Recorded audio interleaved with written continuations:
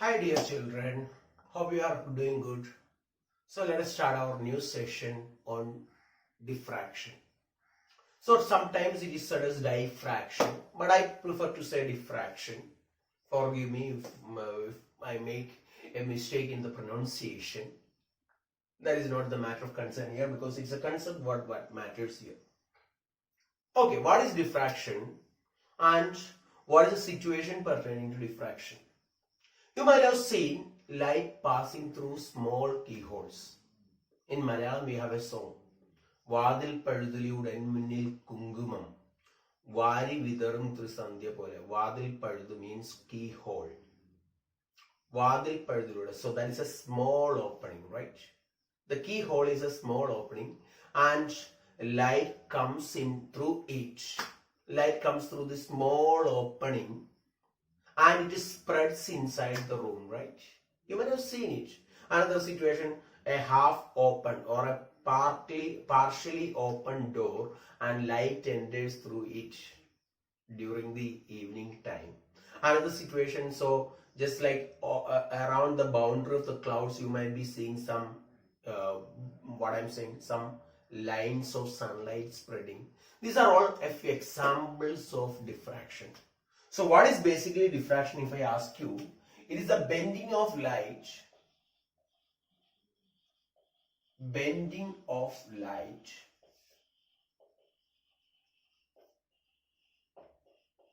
at the corners of opaque objects.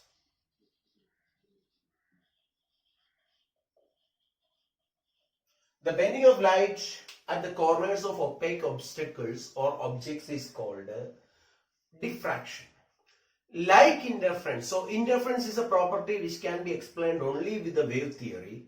That is why we say light has dual nature. Like interference, diffraction can also be explained only on the basis of the wave theory that we are going to see in the later parts of this chapter or in this class. So basically there are two types of diffraction. The first one is called the Fresnel diffraction. So in Fresnel diffraction, the source and screen, source of light and slit or screen, okay, let us say screen, are at finite distance. The source of light and the screen are at finite distance. And the second kind of diffraction is called a Fraunhofer diffraction.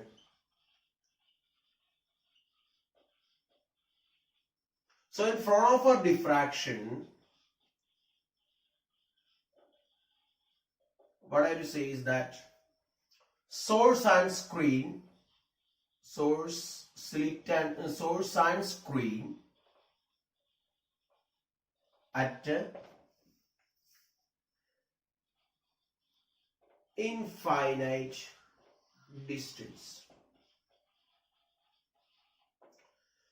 The source and screen are at infinite distance in case of what I have to say Fraunhofer diffraction.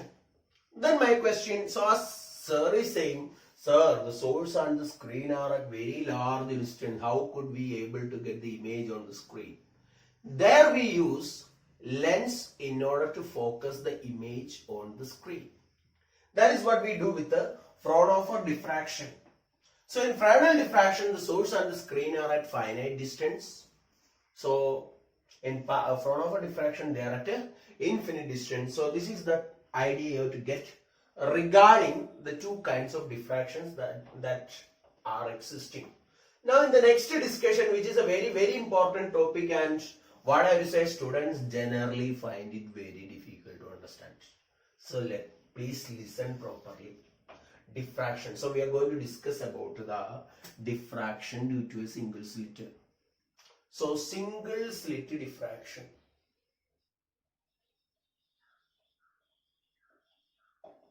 Single slit diffraction. It's very difficult, I will say. Single slit diffraction. Ready? So now we got a slit of width A. And we got a screen here, yes. Screen. Okay, assume it as a straight line.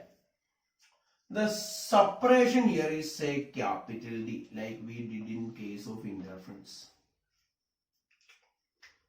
What I'm going to say here is that a parallel beam of light is incident on the slit. Parallel beam of light. So question, what kind of wavefront is associated with a parallel beam of light? What type of wavefronts are associated with a parallel beam of light? Come on, Dra. What type of wavefronts is associated with a parallel beam of light? Exactly, it's a plane wavefront, right? The shape of the wavefront is nothing but a plane wavefront.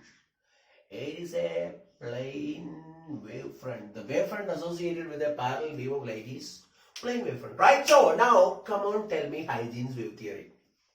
Now I'm going to consider this slit, right? I'm going to consider this slit. Now tell me about this slit. Now I can say that this is a wavefront, right? According to the Huygens wave theory, every point on the primary wavefront acts as a source of disturbance from where secondary wavelets originated. What is it?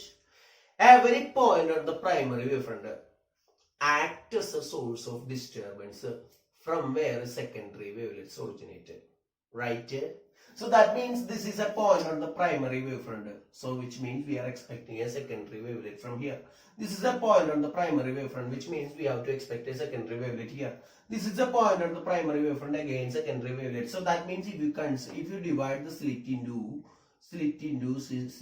say what I'm saying, sorry, different. What I'm saying, the slit separation can be treated like infinite number of points. Infinite number of points means there are infinite number of sources present between the slits, because every point on the primary wavefront acts as a source of disturbance from where secondary wavelets originated. This is what you have learned, right, dear children? Every point on the primary wavefront acts as a source of disturbance from where secondary wavelets originate. This is what our knowledge is about Huygens wave theory. So, one of the important ideas, one of the very key ideas you need to understand is this, that every point on the primary wavefront is a source of new disturbance. Every point on the primary wavefront acts as a new disturbance. So, unlike interference, the most important difference between interference and diffraction can be treated as, in diffraction we have a large number of sources. That is where I tell you that it can be explained only on the basis of the Huygens wave theory or Huygens wave theory. It cannot be explained on the basis of geometrical optics or ray optics. It can be explained only based on the wave theory. No other explanation is possible. Now, let us consider this. This is the center of the diffraction pattern. Now, the waves okay, so from here secondary wavelets originate, yes, and on its way to the screen they will undergo superposition. So many constructive as well as destructive interferences will take place. Constructive interference as well as destructive interferences will take place. So at the center, right, these waves can meet at the center. Now so at the center the path difference is equal to 0. Difference in path is equal to 0. We are going to get a maximum, right? And here we take an important condition that D is much greater than A, like we did with an interference. D is much greater than A. So we can use a lens for the focusing of these images. A lens is used to focus these images on the screen. A lens is kept in the path of this one. Now, according to what we said, every point on the primary wavefront acts as a source of secondary disturbance, right? Okay, so forgive me. Let me correct my figure a bit. Because since I connect a lens, I have to draw accordingly, right? I'm keeping a big lens for my consideration, yes. So this is a parallel beam of light, so at the center. So we keep in such a way that the focus of the lens is at the center, right? Yes, now we consider the next idea. Yes. So what happens here? It again focuses to some point P on the screen. So this is A. Now we can drop a perpendicular to get the path reference as we did earlier. And sir will say this angle is equal to theta, right? This angle I am saying theta. So in this case, path reference is equal to what this pen is doing, I don't know. Path reference is equal to A sin theta, right? Path reference is equal to A sin theta. As we have seen with interference, where small d is the separation between the two slits, then path reference between the lights coming from the two slits is this thing, right? So, path reference is equal to A sin theta. Now we say for getting a maxima, that is for constructive interference, interference arises due to superposition. So here also superposition of waves comes into play. So condition for constructive interference or for a maxima, what we say is A sin theta is equal to, what I am saying, 2n plus 1 lambda by 2. In this case, I will say n is equal to 1, 2, 3, etc. Understand the value of n. 2n plus 1 lambda by 2 is the value of n. Now for destructive interference, that is obtaining a minima.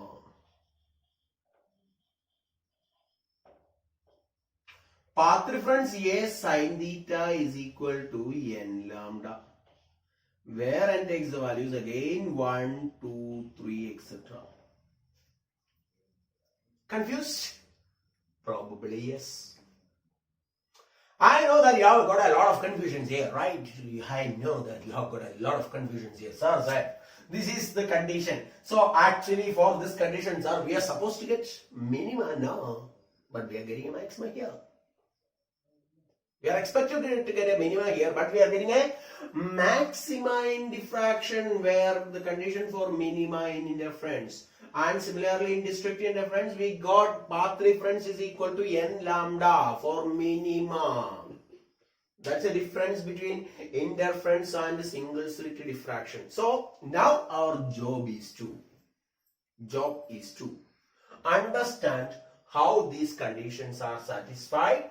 So let us quickly move on to our discussion. I'm wiping out the figure, and you need to have a proper idea of these things I have to say. Okay.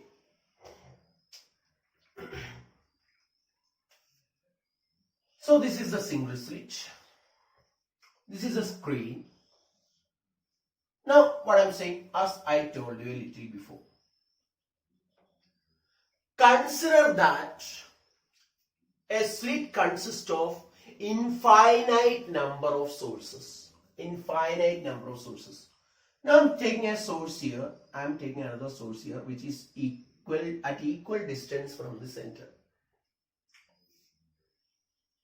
Now this travels a certain distance, this also travel an equal distance. So question is, what is the path difference between the two? Path difference between the two is 0, right? Why? Because they travel. So they are at equal distance from the center. If I say this distance is x, correspondingly this distance is also x, correct? So they travel. So this distance is same, this distance is same. Obviously they will travel same path. So what's the path difference between them? 0, right? Path difference between them is 0. So will they interfere constructively or destructively? It's a very clear idea that they are going to interfere constructively, giving a maxima. Now I'm taking another point, so another point here, I'm taking another point here which is also at the same distance. So say y, this is also y. Again waves coming here. How will they interfere? Hi, dear children, they also will travel the same path, right? They are also going to travel equal amount of path. So what is the path difference between them? Come on, draw. Path difference between them is 0, right? They have the same path traveled. So path difference is 0. Question, will they interfere constructively or destructively? Yes, yes, yes, yes. Will they interfere constructively or do they interfere destructively? It's a very clear answer that they are going to interfere constructively.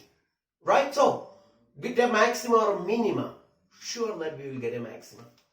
Again, another point here. So, we have infinite number of points here. I'm just taking a few points alone. Again, what happens? So, this path, all these paths are equal, right? So, question. So, at the center, all the waves in between the slits interfere without path difference, which means at the center you are going to get a maxima, and that maxima is called a central maxima, and I have to say it's a big, an intense beam. It's an intense beam. The central maxima is going to be the most intense beam in the diffraction pattern. Central maxima is going to be the most intense because all waves are interfering constructively. So at the center, they interfere constructively such that the central maxima is the most intense beam in Young's single slit diffraction pattern. The most intense beam. In YDSC, we have seen that all bands are equally intense. Now we are going to consider the situation here in single slit diffraction. So we have the most intense beam here. Okay, so this is how we can explain central maxima. Ready? So for getting a maxima at the center, so we have to say that due to the symmetry with respect to the center of the screen, all waves interfere constructively. That is, all waves interfere without any path difference, giving rise to a maxima at the center. Right, children. Is it clear? If it is clear, means we will explain the formation of the first minima.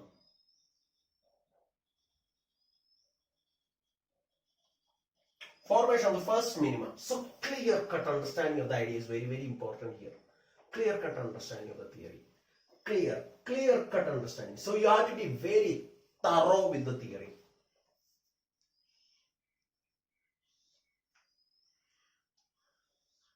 So let me consider that the first minima is formed here. So P. Question I am asking is the point P symmetrical with respect to the slit? If the center is, I am saying the center is O. Now which is symmetrical with respect to the slit? O or P? I think it is O. Yes, so now I am saying, I am taking a point here. So this point is A. Sorry, not A. So I am saying, okay, let us take it with respect to NCRT. This is M1. So which is at a certain distance from the center. I am considering another point also equidistant from the center. That is M2. Now this is the wave coming from this one.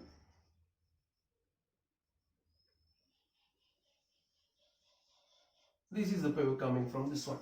So what I do is that I have divided this slit separation into two equal parts such that this length is A by 2, this length is also A by 2. Now I take these 2 points M1 and M2 equidistant from the center, so such that I am saying, so if I say it is the middle of this one. So Fresnel told that divide the slit separation into equal parts.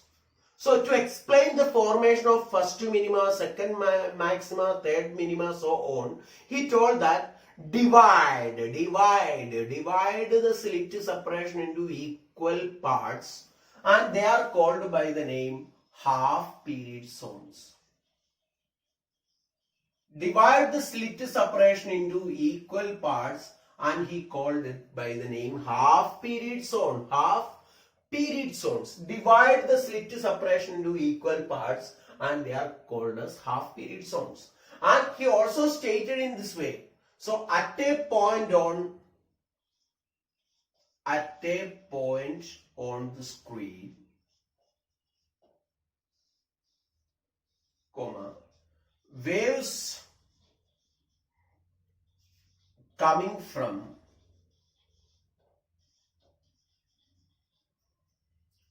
equidistant points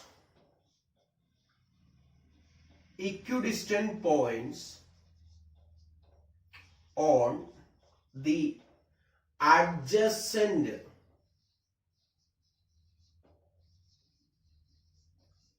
half period zones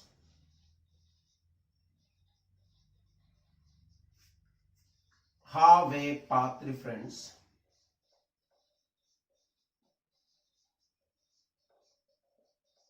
lambda by 2. The waves coming from equidistant points on the adjacent half period zones have a path reference lambda by 2. So these 2 points are equidistant from the center, so they possess a path reference of lambda by 2. So this is an important point. Equidistant points have a path reference lambda by 2, right? Now I can say, okay, yes, this obviously is going to be a by 2, right? So a by 2. I am taking this angle as theta. So path reference I can say is, this is first one, this is second one. They have a separation of a by 2.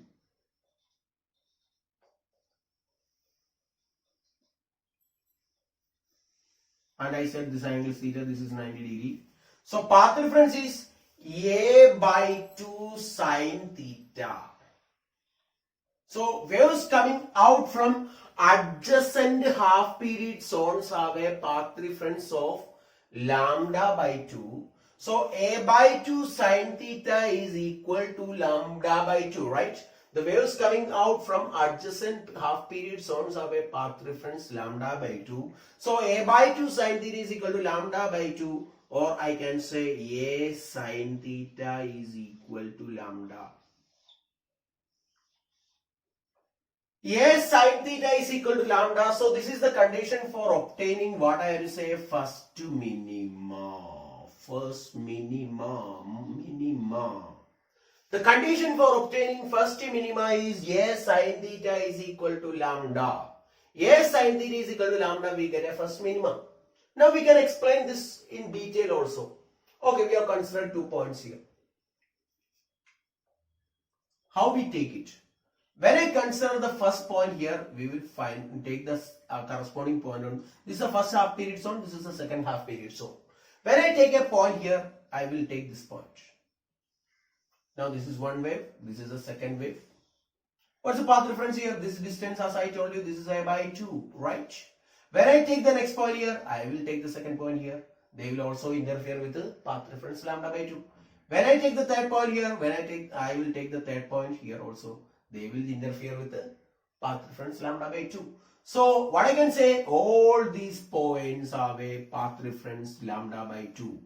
When path reference is lambda by 2, path reference lambda by 2 means first wave like this, second wave like this. Will they interfere to give a maxima or will they interfere to give a minima? It's a very clear idea that they will interfere. They must interfere to give us a minima, right? So this is how we can explain the formation of first minima. Okay. Now, before I move to the next condition, so let me draw the graphical representation of the same as well. The distance x on the screen versus intensity as well as the distance x on the screen. So we got a maxima here, then we got a minima when the path reference is lambda. So here I am saying path reference lambda, right? Now on the other side also we have to get the same thing, this is minus lambda. So now the next thing that we are going to discuss is regarding the formation of first maxima. I got first minima at the point P. Now I am wiping out this part again.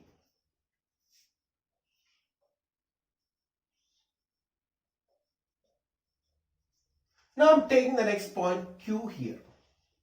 So what do you say? So over symmetrical, then the distance to the point P has, so P has lost its symmetry. Now Q is further away from P, right? So to explain this one, what we will do is, we will divide the slit separation. So in order to get, so at the center O, we treated this slit separation like a single zone. That is due to the symmetry. We treated the slit separation like a single zone for obtaining intensity at O. Now, for getting intensity at P, what we did, we divided the slit separation into two half period zones. That is divided A into two equal parts, that is A by 2 and A by 2. Question, to obtain intensity distribution at Q, how many half period zones we have to divide this slit separation into? Tell me please. How should I divide the slit separation into to get an intensity on the screen? How should I divide the slit separation to obtain an intensity on the screen? So come on, please tell me. How to divide the slit separation to get an intensity at the point Q? I'm sorry if I said P. To obtain an intensity at the point Q. Yes, absolutely. Let us divide the slit separation into three equal half period zones. 1, 2, 3. So what is this length is equal to? A by 3, right? Now we will consider a wave coming from here, another wave from this edge of the half period zones. Question, what is the path difference between these two waves? If I say this is S1, this is S2. So what is the path difference between the waves coming from S1 and S2? It's a very clear idea. According to Fresnel's theory, the waves coming from equidistant points on the adjacent half period zones have a path difference of commons. What is the path difference there? Yes, lambda by 2. The path difference is lambda by 2 for waves coming from equidistant points on adjacent half period zones, right? Now you will ask me, sir, then they will cancel each other, no? Did I say that they don't? I am also coming to that point that this wave will be cancelled by this wave. Right. The wave from the first half period zone will be cancelled by the wave from the second half period zone. Now tell me what about here? So second wave. This will be cancelled by another wave from here, right? This wave will be cancelled by, okay, so lack of space. This will be cancelled by another one from here. So what happens here? Ultimately what happens here? For every wave from this half period zone, there is another wave from the second half period zone which are out of phase. Out of phase or 180 degree out of phase. For every wave from this half period zone, there is another wave on this half period zone, which is going to give a check. What I am saying with the chess game. Check. So this wave cancelled by this wave. This wave cancelled by this wave. This wave cancelled by this wave. So that means for every wave on the first half period zone, there is another wave on the second half period zone which are opposite in phase. So first half period zone is cancelled by second half period zone. Then the question, who will cancel the waves coming from the third half period zone? So what this third half period zone will do? He will just stay there and laugh at what is the struggle between, or what is the fight between the first and the second half period zones, right? So the third half period zone, what the third half period zone will do? He will just stand like that and will laugh at what is happening between the first and the second. The first one is every wave from the first half period zone is cancelled by every wave from the second half period zone. Now what contributes to the intensity on this point Q? What contributes to the intensity at the point Q? Come on. What contributes to the intensity at the point Q? A pretty clear answer. Third half period zone. Question. Then, what about the intensity on the screen due to this one? Will it be as strong as this, or it will be very small compared to this? So mind, at the point O, the intensity was contributed by all points of the slit. But at the point Q, intensity is constituted only by this portion of the slit. So will the next maxima be as intense as this one? Yes. Will the next maxima be as intense as this one? Sure that it is not going to be. So what I'm getting? I'm getting the next maxima which is not as intense as the first one. So got it. Now what we are going to do? Now the job is pretty easy hereafter. So we explained the first minima. So what is this one? Correspondingly we can say a by 3 sine theta. That's a path difference between the waves coming from the first and the second one, right? Path difference between the waves coming from the first and the second one is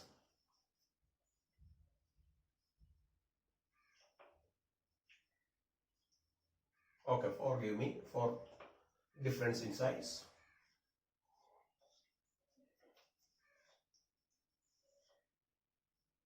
This is a by 3, right? Theta.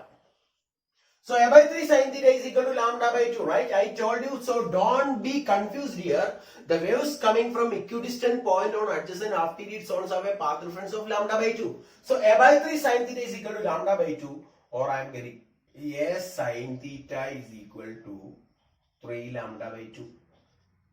And here you get a maxima. So this is the condition for first maxima. Alright. So here we get some intensity at the point Q. So when intensity is not equal to 0, that leads to what is called a maxima. Now we are going to consider the next condition. So we got the condition for first maxima. This is a sine theta is equal to 3 lambda by 2. In the next discussion, what I am going to do is that I am going to consider the second minima, the formation of the second minima. Now I am going to take the next point R. Now hereafter it is an easy job for you. If you understood this idea, then hereafter the job is going to be very easy for us. So what to do? So divide the slit separation. Again symmetry changes, right? Again the distance to the point is increasing from the center, so symmetry changes. So what to do? 1, 2, 3, 4. Okay, for convenience I made the slit size different. Drawing different, but still the slit size is A itself.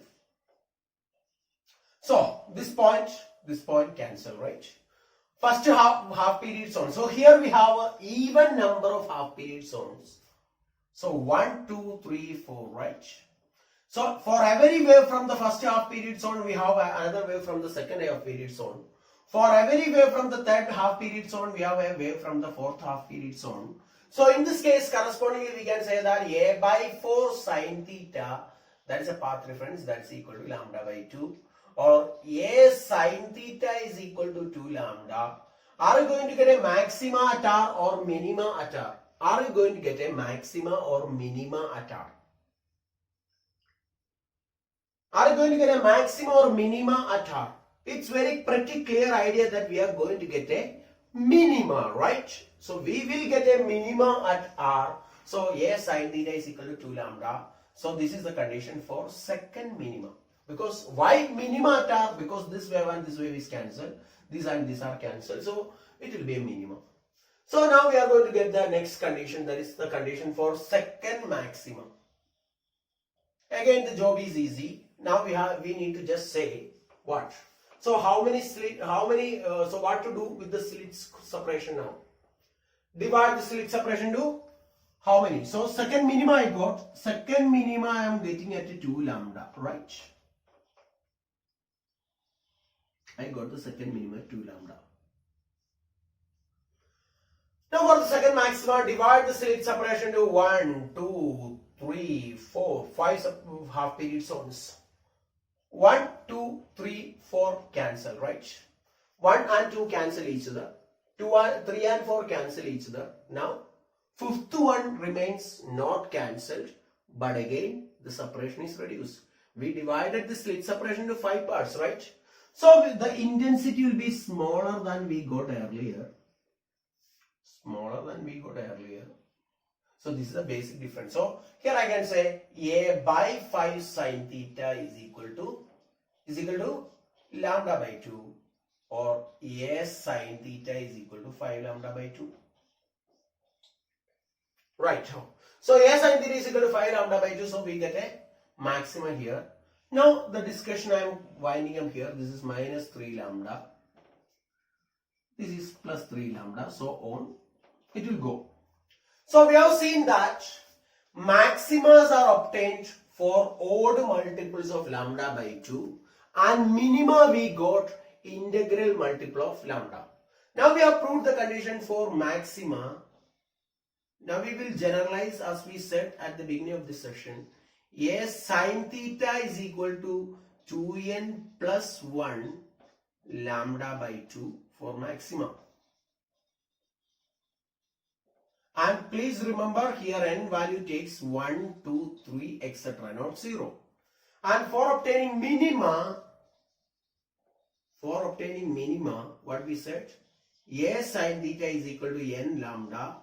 Again we have to say that the values of n are 1, 2, 3, etc. I hope this much is absolutely clear to you.